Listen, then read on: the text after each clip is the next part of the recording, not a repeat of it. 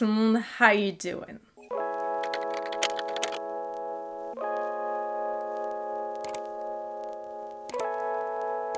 Je vous retrouve aujourd'hui avec ma nouvelle coupe. Normalement vous l'avez déjà vu depuis. Si jamais c'est pas le cas, je suis obligée de vous le dire. Je sais pas comment je vais upload mes vidéos encore, donc...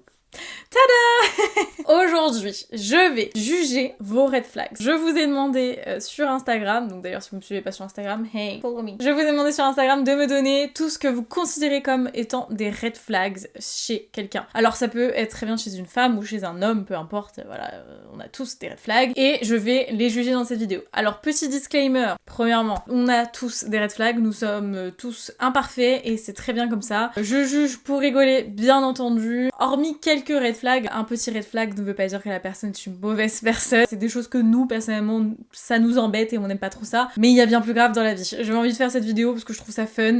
Comme ça, je vais pouvoir vous donner mon avis aussi sur les red flags et vous dire moi ce que je considère comme red flags ou non.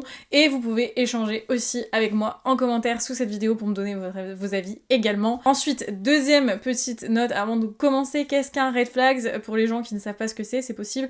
Un red flag, c'est une particularité de votre personnalité, un aspect de votre personnalité qu'on considère comme étant un très très mauvais signe qui est censé nous alerter un peu de la personne. Je sais pas si je l'ai bien traduit, expliqué, mais en tout cas moi c'est comme ça que je l'interprète. Chacun l'interprète comme il le souhaite. Je vous ai demandé du coup et vous vous êtes totalement lâchés sur cette boîte à questions. J'ai eu beaucoup de réponses, comme quoi le sujet vous a autant fasciné, c'est un mélange entre passionné et fasciné en même temps. Autant fasciné que moi, eh bien c'est tant mieux. C'est parti. Premier red flag, quand il reste vague sur une question basique. Je suis d'accord, quelqu'un qui est assez vague...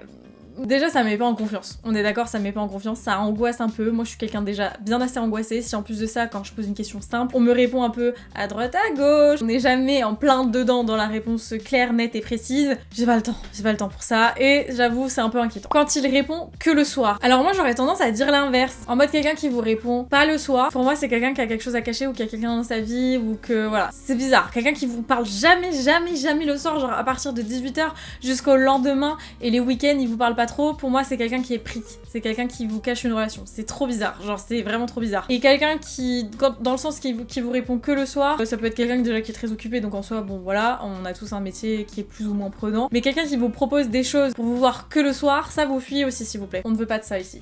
Ensuite bien entendu on a eu le classique racisme et tous les mots en isme et l'impression qu'ils s'en tapent de moi. Alors tout ce qui est racisme, homophobie, sexisme, tout ça... tu dégages. À partir du moment où tu n'es pas tolérant des autres, non, c'est pour moi c'est plus qu'un red flag là, c'est red house, c'est red très très gros là, tu te balades avec un énorme truc rouge sur la tronche quoi, c'est non, tu t'en vas. Il entretient une relation trop amicale avec son ex. Alors, moi, il y a longtemps, j'avais tendance à dire que oui, c'était un très gros red flag, après parce que moi, je suis quelqu'un de très... extrémistes dans mes relations, c'est-à-dire que bah, c'est soit t'es dans ma vie, soit tu l'es pas. Il y a pas de t'as été dans ma vie en tant que qu'amoureux et d'un coup tu deviens ami. Je sais que ça peut exister. Je suis pas en train de dire que ça n'existe pas. Je sais que ça peut exister et je sais qu'il y a des gens qui sont comme ça et il y a zéro ambiguïté. Est-ce que je considère ça comme un red flag? Non, mais est-ce que moi je pourrais être avec quelqu'un qui est très pote avec ses ex?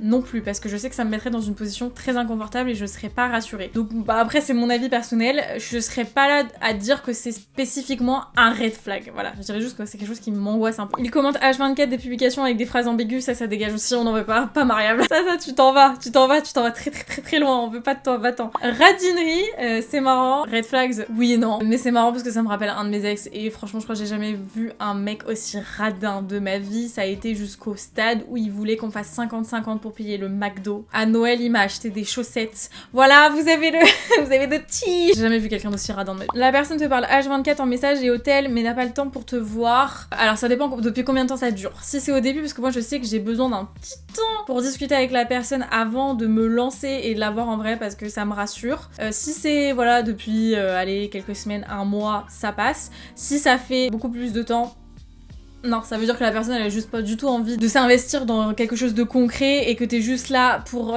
faire passer le temps ou soigner des petites blessures qu'elle a pu avoir avec d'autres personnes avant toi. Il a toujours pas parlé de toi à ses potes au bout de 8 mois, ça tu fuis. On veut pas de ça. Si tu commences à cacher ta relation à tes potes, c'est mort, et à partir d'un certain âge, si tu commences à cacher ta relation à tes parents, non, non, ça veut dire juste que la personne ne veut rien de très sérieux avec toi et qu'elle a pas vraiment envie de s'embêter à devoir te présenter à ses proches. Red flag de ouf. Red flag de ouf. Dès qu'il a un problème perso, il remet en cause la relation, manque de stabilité. Ça, c'est mon ex. Ça, c'est mon ex. Je m'en suis rendu compte par la suite. Oui, il y a des gens comme ça. Des gens qui sont pas bien dans leur vie et d'un coup, en fait, ils remettent tout en question à part eux-mêmes ou ils essaient pas de régler le problème précis. En fait, ils essayent de... Je sais pas, j'ai jamais compris ce genre de personnalité, mais ouais, ils sont en couple et d'un coup, ils ont un problème où ils arrivent pas à gérer un truc. Et c'est exactement ce qui s'est passé avec mon ex. Il a eu un souci dans son taf et tout. Sa mère a eu des problèmes et ben du coup, c'est moi qui ai trinqué. Hi. Retourner les situations alors que t'as justifié par A plus B que t'as raison, alors ça c'est une question d'ego. À partir du moment où il n'y a pas de communication, je sais pas si on peut considérer que c'est un red flag, mais c'est un vrai problème dans la relation. Je sais pas si c'est un aspect réel de la personne, genre un trait de caractère, ou si c'est juste deux personnes qui arrivent pas à se comprendre et qui arrivent pas à communiquer. Ça dépend vraiment de la situation, mais si c'est vraiment un problème de la personne, oui c'est un red flag. Très, très gros red flag. Radin il est revenu plein de fois. Hein. Ou partage pas la nourriture, ça c'est... Moi je partage pas ma nourriture. Bah, en fait, en vrai de vrai, si je partage ma nourriture, vous pouvez être sûr que je vous aime, mais à la folie, quoi. Et si je vous partage pas, je vous aime, hein. Mais juste, c'est mes frites, quoi. Le téléphone qui sonne en permanence de notifications, ouais, alors je dirais orange flag, parce que bah moi par exemple je reçois beaucoup de notifications mais je suis toujours en ne pas déranger, mais c'est parce que c'est par rapport à mon taf, et je sais qu'il y a des situations atténuantes entre guillemets du fait que il y a certaines personnes, du fait de leur travail et tout, leur téléphone il leur sert aussi pour leur taf et ils ont beaucoup de notifications. Moi c'est pas le fait de recevoir autant de notifications qui me gênerait sur ça, c'est plus si le mec il est plus sur son téléphone que moi, alors que moi c'est mon taf, alors là... c'est red flag plus.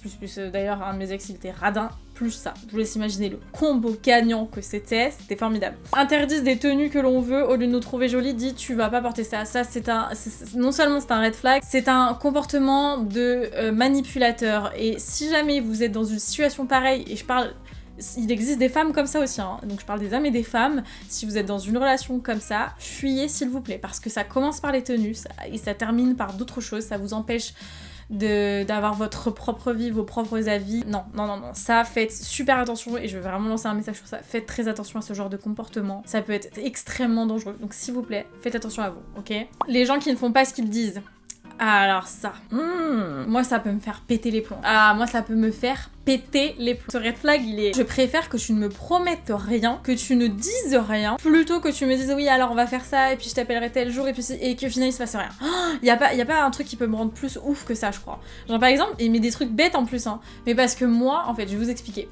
Dans une circonstance, dans une situation, pour vous donner un exemple. Si par exemple on me dit, écoute, je t'appelle demain soir, ok? Je vais organiser ma journée en fonction de ça, parce que je vais me dire ok, donc il va m'appeler demain soir, donc il faut que demain soir j'ai quand même un petit peu de temps free et tout, et au final le mec ne m'appelle pas. Ça me fait péter les plombs. Alors je sais, alors c'est très important et c'est une leçon que j'ai appris, ne jamais prévoir votre temps en fonction de qui que ce soit, surtout au début parce qu'on peut faire confiance à personne, mais malgré tout quand même, voilà, vous êtes au début, imaginez dans le début de relation, vous appréciez parler à quelqu'un, vous proposez de vous appeler et tout, le mec vous dit ouais à telle heure, d'un tel jour, vous allez forcément faire un peu en fonction, ce qui est normal puisque bah vous avez comme un rendez-vous, vous voyez, c'est con, mais comme vous avez un rendez-vous médical, vous allez prévoir votre journée en fonction de ce rendez-vous médical. Bah là c'est pareil, et ça a le don de me faire péter les plombs, parce que c'est un truc que je déteste, c'est perdre mon temps. Critique ses amis quand ils sont pas là, rabaisse les autres pour se mettre en valeur. Alors ça peut être un réflexe dans plein de domaines. Ça veut dire que vous ne savez et vous ne saurez jamais ce que la personne dit quand vous n'êtes pas là.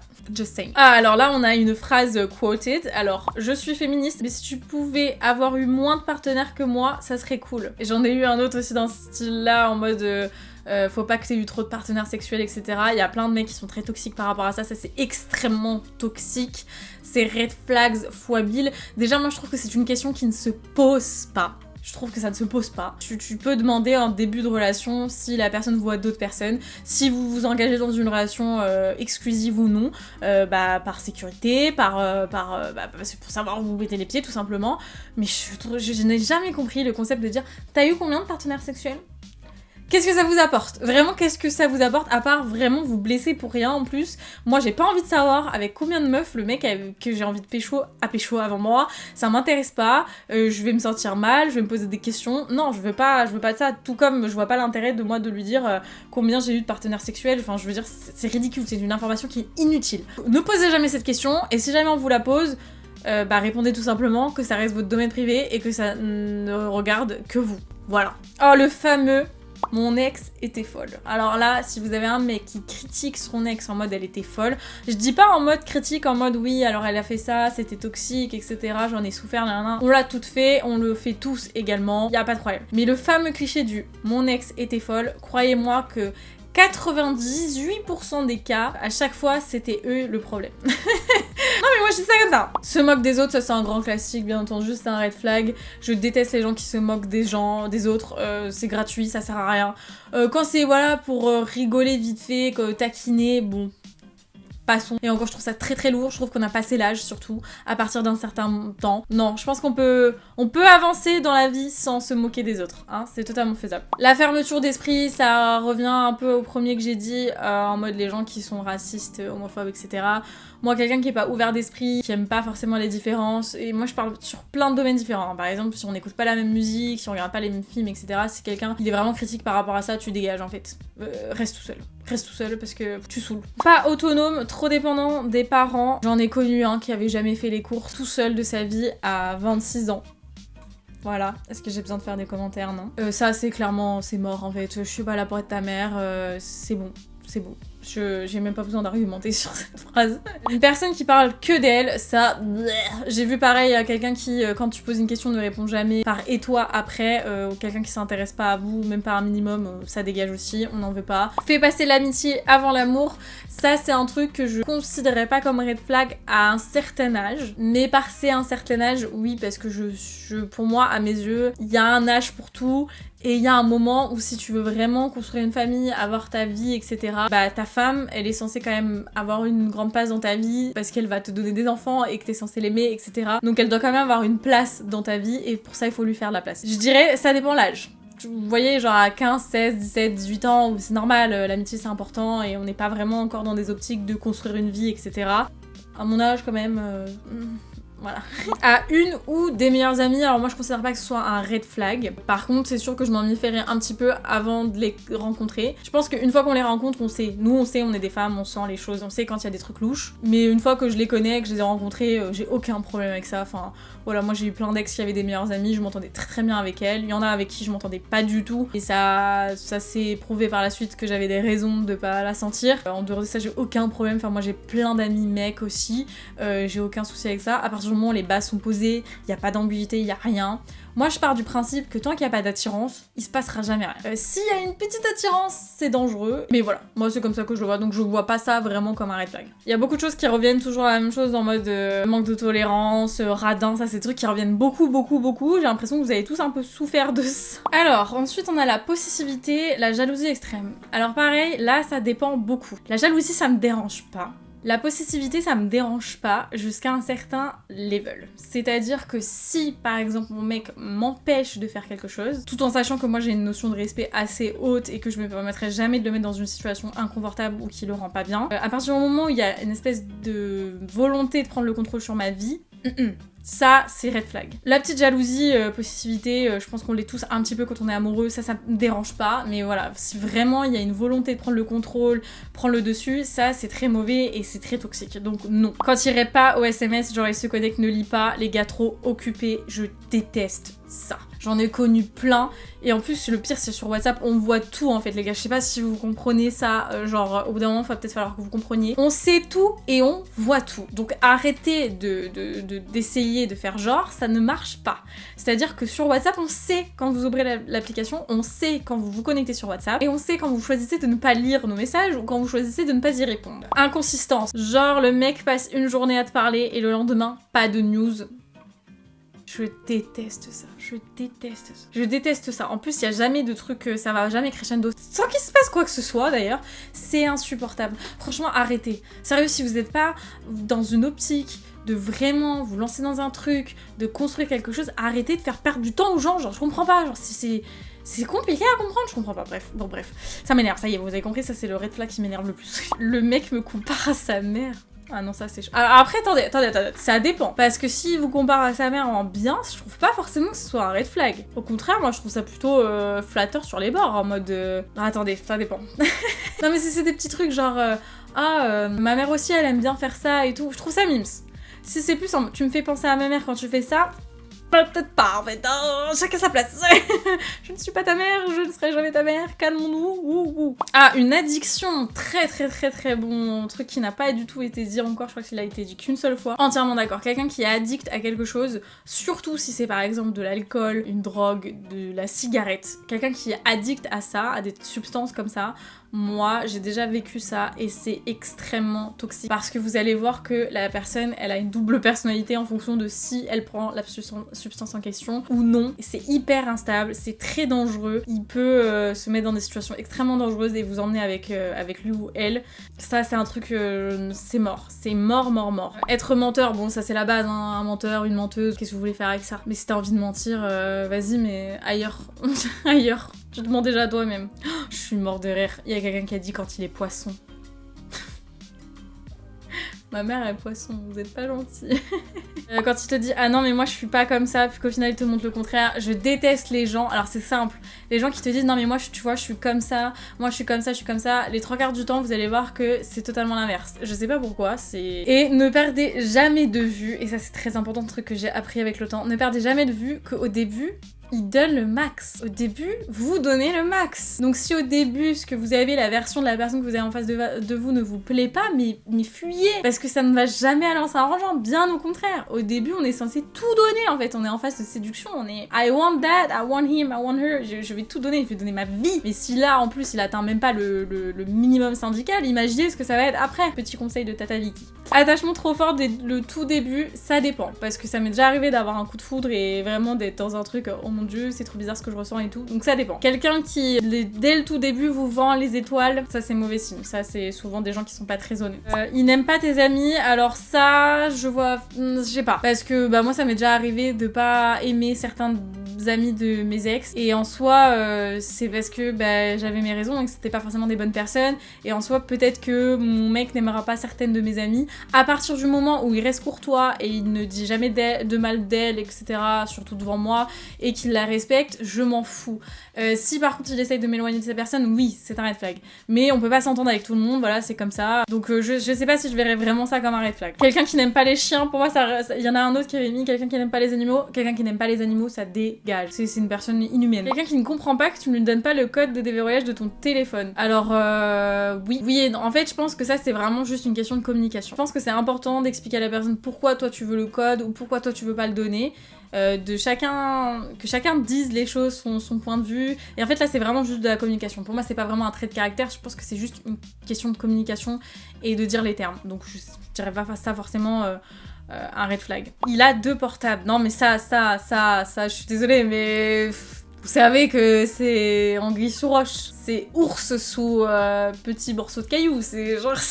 On le sait que c'est... Bon, bref. Te fait culpabiliser pour la moindre chose, ça on appelle ça un pervers narcissique. C'est de la manipulation, voilà, quelqu'un qui utilise la culpabilité pour se faire passer comme victime. Faites très attention à ce genre de comportement, je ne rigole pas, c'est très dangereux. Pareil, de la même personne t'insulte mais te dit qu'il t'aime. Non, ça s'appelle de la violence psychologique et de la manipulation, s'il vous plaît, ne restez pas dans ce genre de situation. J'en ai eu un trop drôle là.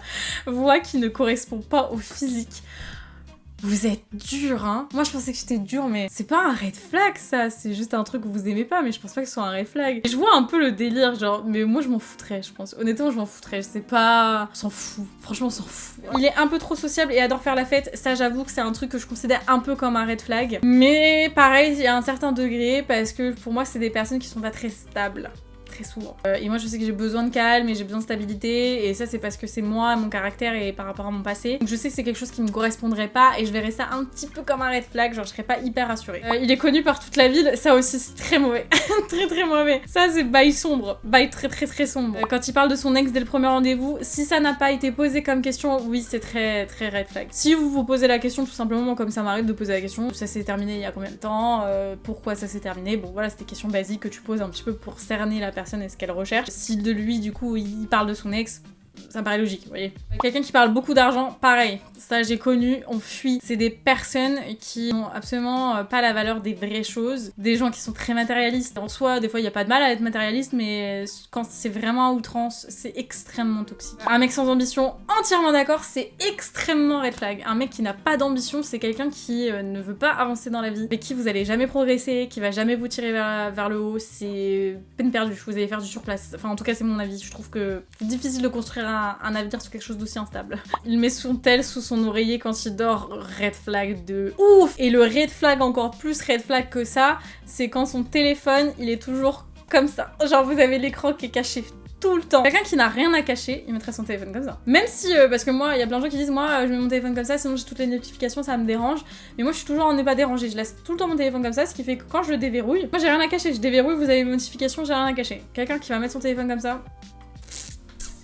Il ne te texte jamais en premier, ça pareil, on dégage, ça veut dire que la personne n'est pas du tout investie. Si vous devez courir après quelqu'un, autant aller à la salle, courir sur un tapis, ce sera meilleur pour votre santé et votre cœur. On n'a pas le temps de courir après qui que ce soit ici, ça suffit maintenant. Bon bah écoutez, j'ai fait le tour, il y en avait beaucoup, je partage pratiquement tous vos red flags, je suis entièrement d'accord avec tout ce que vous avez dit. Là on en rigole et tout, mais il y a certains red flags, c'est pour ça que j'ai préféré le préciser, il y en a certains qui sont extrêmement toxiques et s'il vous plaît, si vous êtes confronté à ce genre de situation, essayez d'en parler à quelqu'un, fuyez, mettez-vous à l'abri parce que il peut se passer des choses vraiment horribles de ce genre de situation, donc s'il vous plaît faites attention à vous. Là comme je dis encore une fois, on le prend à la rigolette, on rigole et tout, mais bon, il y a des situations qui sont quand même assez tragiques, pardon. Encore une fois, n'oubliez jamais que personne n'est parfait et que le plus important c'est de trouver quelqu'un qui vous correspond, qui vous aime comme vous êtes et que vous aimez comme il est.